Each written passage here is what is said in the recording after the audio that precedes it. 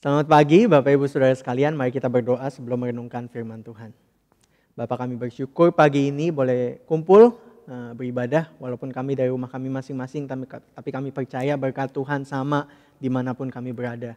Terima kasih untuk pagi ini kami boleh dapat kesempatan kembali merenungkan firman-Mu. Kami bersyukur di tengah begitu banyak orang yang ditekan karena iman, kami punya kebebasan beribadah. Terima kasih Bapak. Biarlah saat ini beberapa menit, beberapa waktu ke depan Tuhan boleh berkati setiap kami yang merenungkan firman. Roh Kudus boleh berbicara kepada kami, membuat kami mengerti apa yang kami baca, dan memampukan kami untuk hidup seturut dengan kebenaran firman. Kami percaya Bapa, Engkau mendengar setiap doa kami, dan kami serahkan waktu ke depan ini untuk Tuhan lawat setiap kami. Di dalam nama Tuhan Yesus kami berdoa. Amin. Bapak Ibu Saudara sekalian, COVID-19 membawa banyak bagasi koper yang harus kita pikul dan dampaknya macam-macam bagi kehidupan kita. Salah satunya menurut saya menolong kita mendefinisikan ulang apa artinya jadi orang Kristen. Apa artinya jadi orang Kristen tanpa bangunan gereja dan tanpa persekutuan fisik. Secara pribadi, masa-masa ini menolong saya untuk memilah antara inti kehidupan Kristen dan yang bukan. Antara kemasan dan isinya, antara konten dan kontainer. Kemasannya bisa berganti, tetapi isinya, kontennya tetap sama. Dengan kata lain kita bisa bertanya, apa sih yang akan Tuhan Yesus lakukan kalau ia adalah penduduk Australia? Kalau ia harus menghabiskan sebagian besar waktunya di rumah, bagaimana kira-kira kehidupannya akan berjalan? Jawaban dari pertanyaan ini akan menjadi pola yang bisa kita pakai untuk menilai diri kita sendiri. Menilai iman kita. Dan membangunkan kita dari kerohanian kita yang terlelap. Apakah saya orang Kristen seperti yang saya pikirkan selama ini? Atau jangan-jangan saya telah menipu diri karena saya bukanlah apa yang saya rasa. Saya bukanlah seperti apa yang selama ini saya yakini. Perikop kita hari ini bisa menjadi tolak ukur dan untuk merenungkannya, merenungkan seberapa jauh iman kita. Apakah kita betul orang Kristen atau bukan. Perhatikan Tuhan Yesus dalam Matius 7. Dikatakan bukan setiap orang yang berseru kepadaku Tuhan, Tuhan akan masuk ke dalam kerajaan surga. Pada hari terakhir nanti akan ada banyak orang yang berseru kepadaku Tuhan, Tuhan. Bukankah kami bernubuat demi namamu? Mengusir setan demi namamu? Mengadakan banyak mukjizat demi namamu? Bapak Ibu Saudara sekalian, mereka ini menurut Matius 7, mereka ini bukan orang Muslim. Mereka bukan orang Buddha, mereka bukan ateis. Mereka adalah orang-orang yang akan dengan bangga menyatakan bahwa saya Kristen. Mereka adalah anggota gereja. Mereka terlibat dalam pelayanan seperti yang dinyatakan di ayat 22 ini. Tetapi mereka bukan milik Kristus. Dikatakan di ayat berikutnya, pada waktu itulah aku akan berterus terang kepada mereka dan berkata, aku tidak mengenal kamu. Enyahlah daripadaku, kamu sekalian pembuat kejahatan. Bapak Ibu Saudara sekalian, amanat khotbah hari ini adalah bahwa gereja merupakan komunitas orang yang penuh syukur, yang hidup berdampingan dengan Allah, berdamai dengan Allah, dan saling mengingatkan untuk menjalani hidup bagi Tuhan Yesus. Gereja adalah komunitas orang penuh syukur, yang hidup berdamai dengan Allah, dan saling mengingatkan untuk menjalani hidup bagi Tuhan Yesus. Sebelum lanjut lebih jauh, saya ingin mengingatkan Bapak Ibu Saudara sekalian bahwa kita dapat berbuah hanya jika kita tinggal di dalam Kristus. Jadikan ayat ini paradigma Bapak Ibu Saudara sekalian. Paradigma setiap kali kita membaca perintah dalam firman Tuhan. Kita hanya bisa berbuah kalau kita tinggal dalam Kristus. Sebab di luar Yesus kita tidak dapat berbuat apa-apa. Mari kita mulai. Kolose 3 ayat 15. Hendaklah damai sejahtera Kristus memerintah dalam hatimu. Kata damai sejahtera merujuk pada keutuhan. Atau kalau dalam konteks relasi merujuk kepada ketiadaan konflik. Berdasarkan konteksnya, Kalau kita baca di pasal 1 ayat 20, Allah telah memperdamaikan segala yang ada di bumi dan di sorga oleh darah salib Kristus. Damai sejahtera, oleh karena itu yang dimaksud di ayat ini bukan berbicara tentang kondisi psikologis seseorang atau hati yang tentram. Bukan. Melainkan tentang damai yang sudah dicapai oleh Tuhan Yesus bagi umat percaya. Kalau mereka beriman kepada Tuhan Yesus. Dan umat percaya, orang Kristen dinasihati oleh Paulus untuk ambil bagian dalam damai yang Kristus telah bawa dan Kristus telah hidupi, Kristus telah hadirkan ini. Dengan ikut bersama ke dalam kematian Kristus, maka kita akan mengalami damai sejahtera. Orang percaya akan mengalami damai sejahtera yang adalah Kristus sendiri, mengalami Kristus. Efesus 2 ayat 14. Kemudian dikatakan di sini, hendaklah damai sejahtera Kristus apa? Memerintah dalam hatimu. Kata memerintah ini biasanya dipakai kata Yunaninya merujuk kepada raja yang harus membuat keputusan antara pilihan-pilihan yang ada.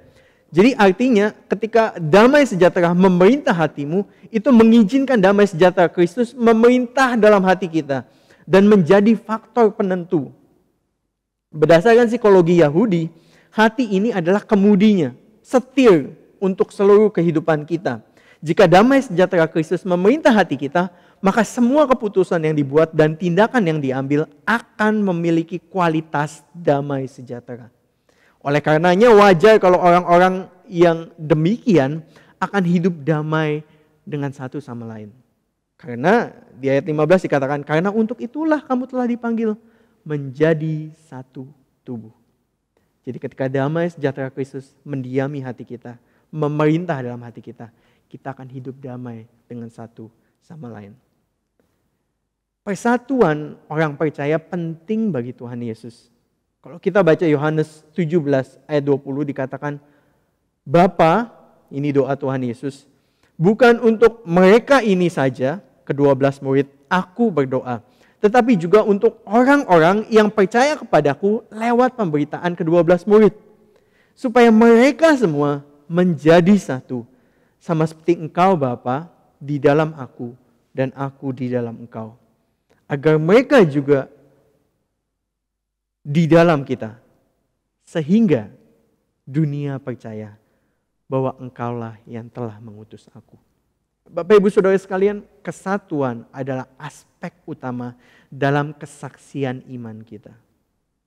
Lewat kesatuan, orang-orang di luar yang melihat keharmonisan di dalam gereja bisa melihat bahwa Yesus diam di antara kita.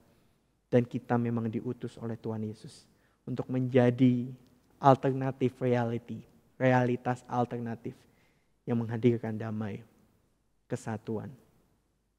Dunia hari ini lagi dipanaskan dengan kematian tragis seorang pria bernama George Floyd yang membawa gelombang demonstrasi dan protes disertai kekerasan di berbagai belahan dunia.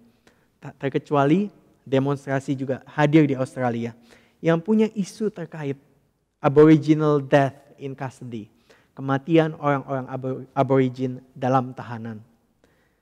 Saya menyadari perkembangan masalah ini begitu kompleks dan tidak mau masuk lebih jauh. Tapi kalau kita amati Bapak Ibu Saudara sekalian, tempat seperti Sydney, tempat seperti Jakarta misalnya di Indonesia, di mana beragam orang hidup bersama-sama. Konflik sosial antara suku, agama, ras, dan antar golongan mudah sekali terpicu. Di tengah kenyataan inilah orang percaya yang menyadari bahwa mereka telah ditebus dan dipanggil untuk menerima pengampunan dosa akan dipenuhi dengan ungkapan syukur. Bersyukurlah di ayat 15 dikatakan. Dengan demikian hati yang penuh syukur akan mudah mengeluarkan kasih, memberikan pengampunan. Dan dalam konteks kecil seperti keluarga kita atau persahabatan kita atau kelompok hidup kita, kita bisa mengesampingkan hal-hal yang kecil, masalah-masalah yang sepele. Bukan karena kita jarang bersinggungan, bukan karena kita tidak pernah melukai atau dilukai, tetapi karena pertama, kita sadar kita semua ini sama aja. Gak ada yang lebih baik dari yang lainnya. Tidak ada gading yang tidak retak. Semua orang adalah pendosa yang tidak luput dari kesalahan. Kalau saya tidak menyalahi Bapak Ibu Saudara sekalian, Bapak Ibu Saudara sekalian yang menyalahi saya. Setiap kita dalam relasi pasti timbul konflik. Ini fakta, ini realita. Dan yang kedua, kita tahu bahwa damai sejahtera seperti yang dijelaskan di ayat ini tidak dinilai dari apakah seseorang bisa mempertahankan persahabatan atau relasi dengan harmonis atau tidak. Tapi kedamaian, damai sejahtera yang sejati itu dimungkinkan karena Kristus terlebih dahulu menyediakannya bagi kita. Ketika kita masih musuh Allah, Kristus mati di kayu salib. Itu damai sejahtera. Itu yang sudah Kristus kerjakan. Dan itu yang Paulus ingin kita juga miliki, menguasai hati kita dan mewarnai komunitas kita. Apakah engkau sedang berada dalam relasi yang retak? Renungkan kebenaran ayat ini. Kita move on ya. Ayat 16. Hendaklah perkataan Kristus diam dengan segala kekayaannya di antara kamu. Bapak Ibu Saudara sekalian, Paulus melanjutkan instruksinya di ayat 15 dengan perintah yang mirip susunannya di ayat 16 bagian yang pertama. Di ayat 15 dikatakan, hendaklah damai sejahtera Kristus memerintah dalam hatimu. Di ayat 16, hendaklah perkataan Kristus diam di antara kamu. Kata posisi yang dipakai di bahasa Yunani ya sama-sama N. Di dalam dan diam di antara kamu itu N. Dan bahkan susunan Yunaninya itu persis sama. Bapak Ibu Saudara sekalian, perkataan Kristus yang dimaksud Paulus di sini bisa berarti pengajaran tentang Kristus atau pengajaran yang disampaikan oleh Tuhan Yesus sendiri.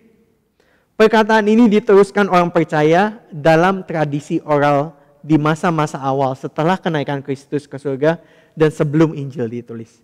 Jadi pesan-pesan ini disampaikan dari orang ke orang secara oral. Khususnya Paulus mendorong agar perkataan Kristus diam di antara kamu. Kebenaran ini perlu tinggal menetap di antara jemaat Kolose. Jadi PR, jadi citizen, jadi permanent residence. Perkataan Kristus perlu diam di tengah komunitas Kolose, komunitas orang percaya. Menarik kalau kita perhatikan New Jerusalem Bible Version menerjemahkan bagian ini, let the word of Christ find a home with you. Biarlah perkataan Kristus membangun rumahnya di tengah-tengah kamu. Perkataan Kristus, kebenaran yang disampaikan tentang dirinya dan kebenaran yang diajarkan oleh Kristus harus selalu menjadi pusat aktivitas dan penyembahan komunitas orang percaya. Harus diam dengan segala kekayaannya. Dan itu berarti perkataan Kristus jangan hanya di permukaan saja atau sekedar jadi pemanis. Tapi perlu meresap begitu rupa sehingga dapat mengubahkan kehidupan komunitas yang bersangkutan.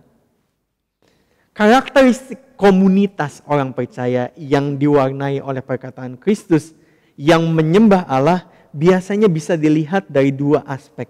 Yaitu lewat pengabdiannya, lewat instruksi, dan lewat perayaan. Pengabdian mereka terhadap instruksi yang terjadi dan pengabdian mereka atau bakti mereka terhadap perayaan di komunitas orang percaya. Yang pertama instruksi. Dikatakan di sini hendaklah perkataan Kristus diam dengan segala kekayaannya di antara kamu sehingga kamu dengan segala hikmat mengajar dan menegur seorang akan yang lain.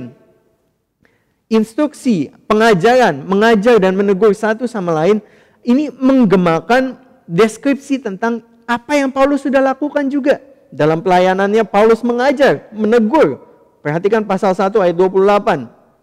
Tapi ketimbang mendasarkannya pada peraturan buatan manusia, kalau kita ingat itu ada dibahas di pasal 2. Ketimbang mendasarkan pengajaran dan teguran dengan perintah-perintah buatan manusia, Paulus dengan seksama mendasarkan pengajaran komunitas di atas perkataan Kristus.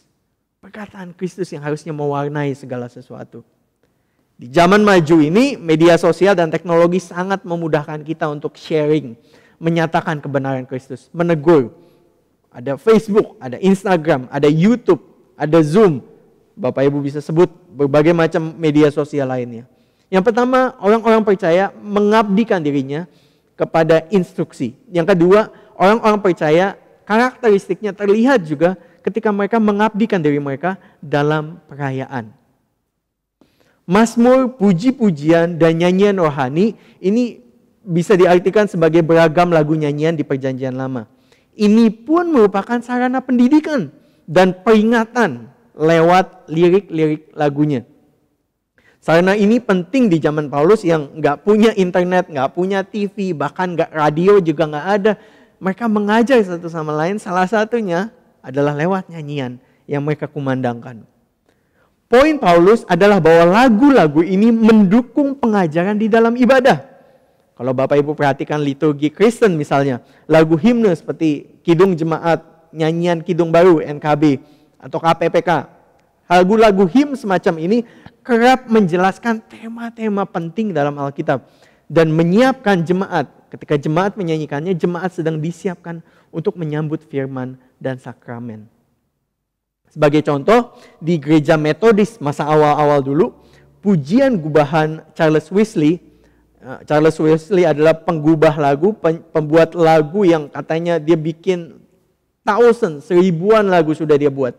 Lagu-lagu yang dibikin oleh Charles Wesley itu menyediakan konteks untuk memahami khotbah yang kakaknya sendiri akan sampaikan, si John Wesley, pendiri gereja aliran Metodis.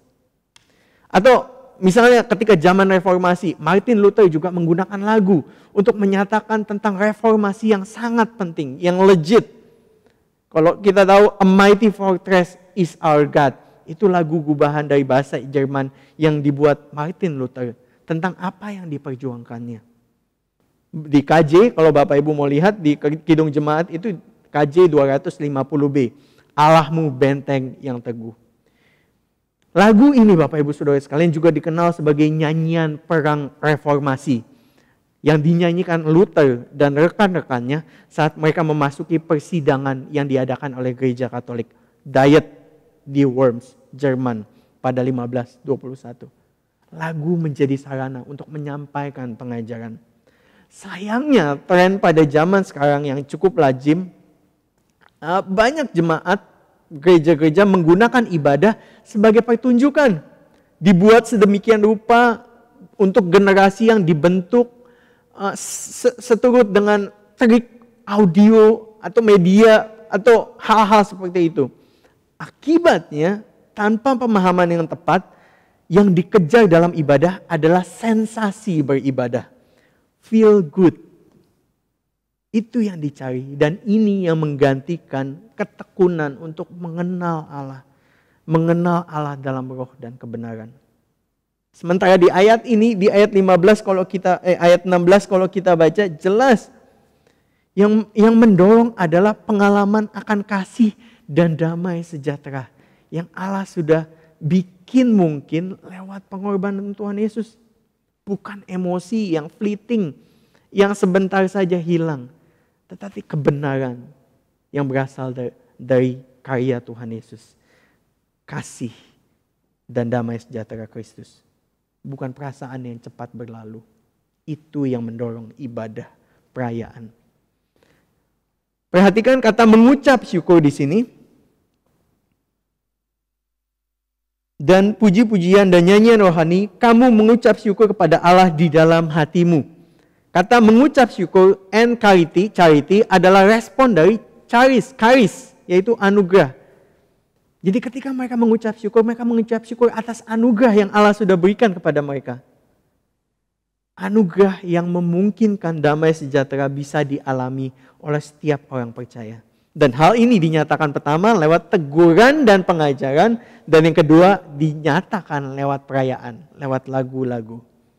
Ayat ini bikin saya sadar Bapak Ibu Saudara sekalian bahwa nyanyian yang kita adakan, kadang kan orang ibadah gitu. Gak apa-apa lah ibadah depannya nyanyi-nyanyi doang, nanti saya datang pas khotbah aja.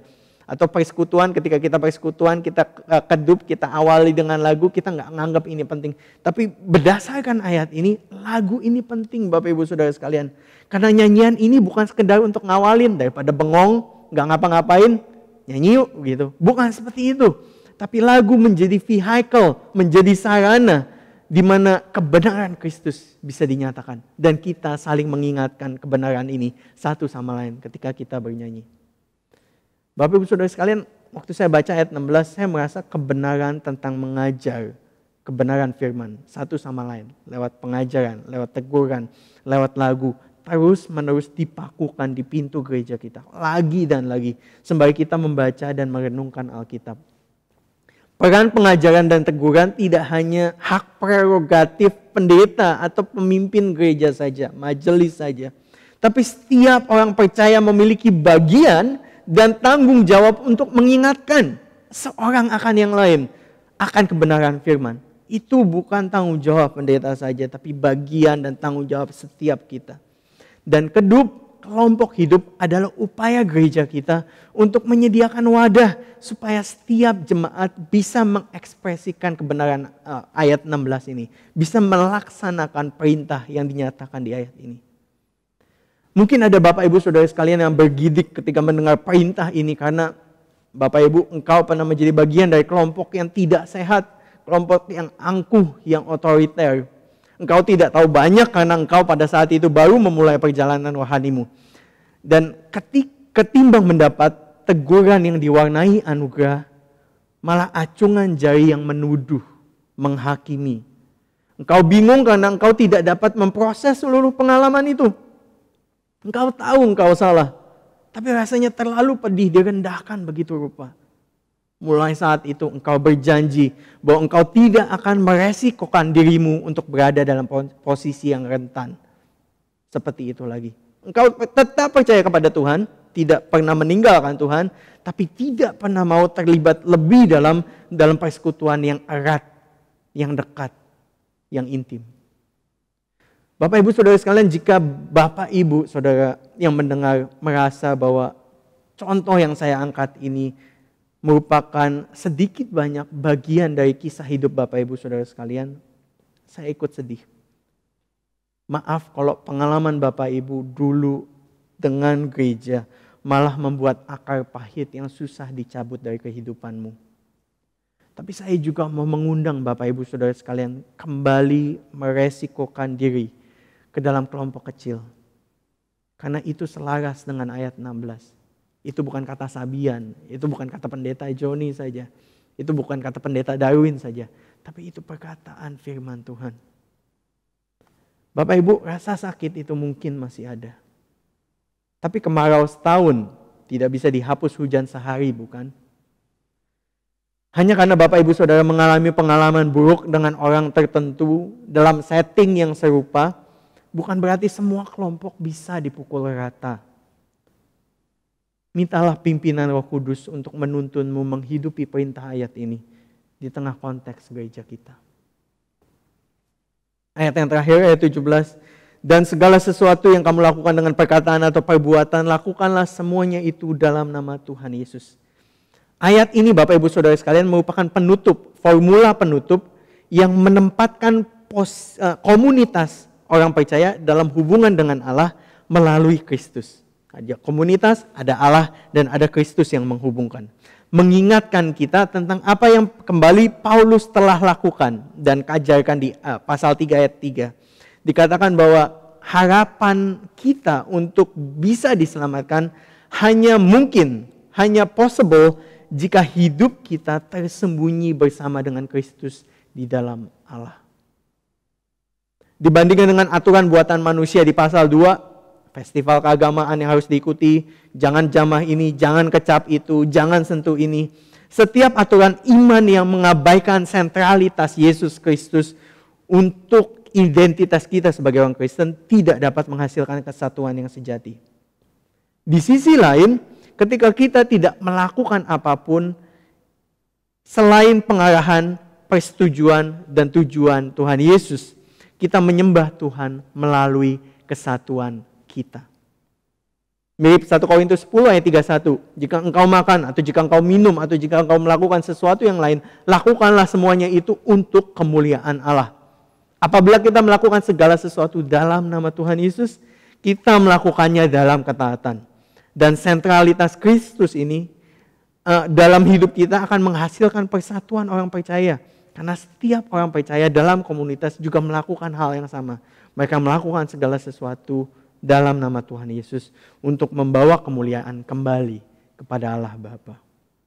Bapak Ibu Saudara sekalian, Paulus merangkumkan paragraf yang ini dalam ayat 17.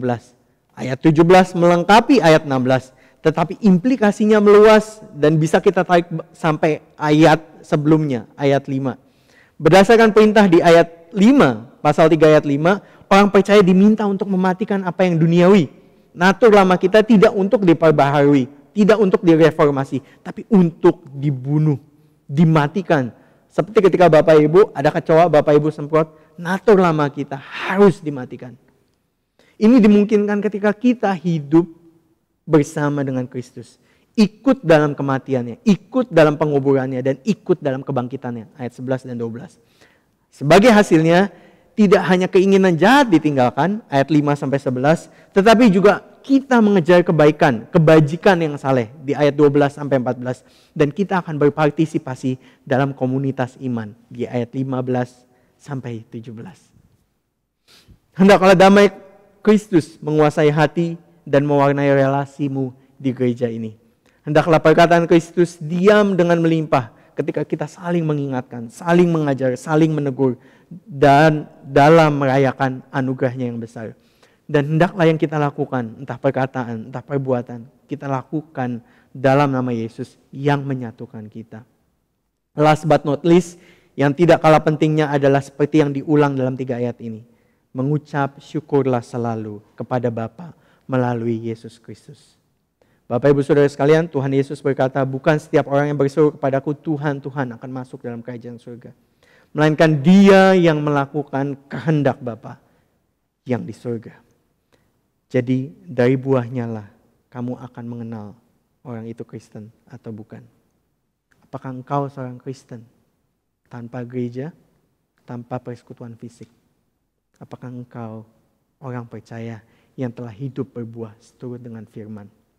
Tinggallah di dalamnya dan kuasa dari Roh Kudus akan bekerja melalui setiap kita untuk membangun suatu komunitas yang bertumbuh dewasa secara spiritual bagi kemuliaannya.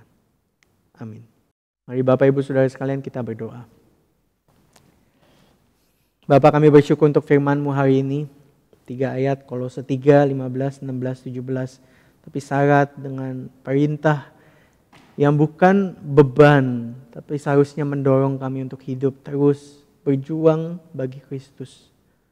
Tolong kami Bapa, di tengah pergumulan kami, di tengah kesibukan kami bekerja, di tengah kesibukan dan tuntutan kami dalam keluarga, di tengah pelayanan kami, di tengah kekhawatiran kami, tolong kami terus untuk ingat siapa kami, bahwa kami adalah orang-orang yang sudah ditebus.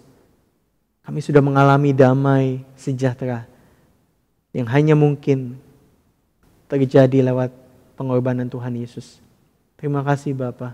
Dan biarlah damai sejahtera itu yang sudah kami miliki dengan Allah mewarnai kehidupan kami dan komunitas kami, gereja di IPC ini.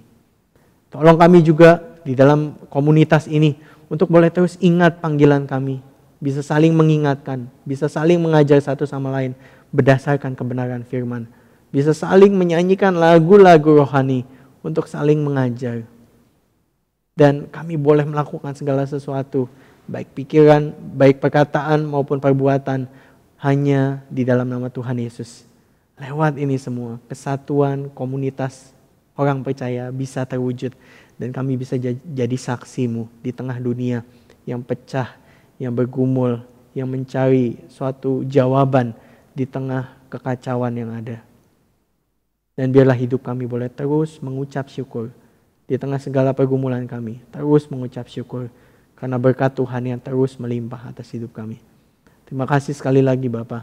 Kami serahkan hidup kami sepanjang minggu ini untuk boleh terus hidup melakukan kebenaran firman-Mu. Dalam nama Tuhan Yesus kami berdoa. Amin.